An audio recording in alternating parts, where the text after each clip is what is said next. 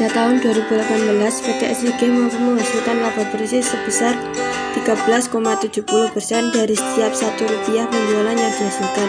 Nilai tersebut terus meningkat hingga tahun 2020 menjadi sebesar 95%. Artinya dalam kurun waktu 3 tahun, kemampuan PT SIG dalam menghasilkan laba bersih meningkat sebesar 30%. Manajemen PT SIG juga semakin efisien dalam menekan biaya yang dikeluarkan.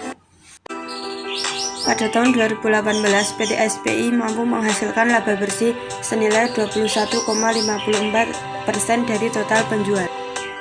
Pada tahun 2019 mendapat laba bersih senilai 27% dan mengalami penurunan pada 2020 menjadi 17%.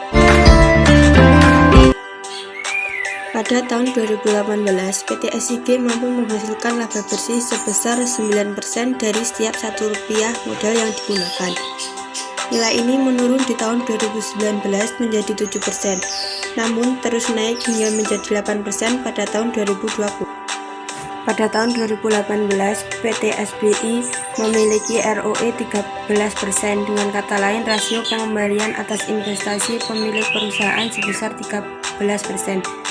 Pada tahun 2019 mengalami penurunan dari 13% pada tahun 2018 menjadi 3% 2019.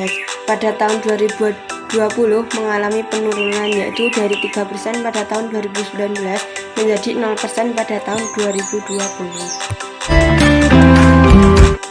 Pada tahun 2018, PT SIG mampu menghasilkan laba bersih sebesar 6% dari setiap Rp1 aset yang digunakan.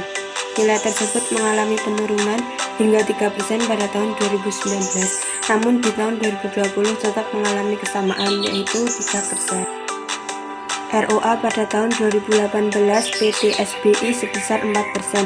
Semakin tinggi presentasi rasio ini, semakin baik penggunaan aset secara efisien untuk memperoleh keuntungan bersih dalam kegiatan operasional perusahaan. Pada tahun 2019, ROA mengalami penurunan dari 4% pada tahun 2018 menjadi 1% pada tahun 2019.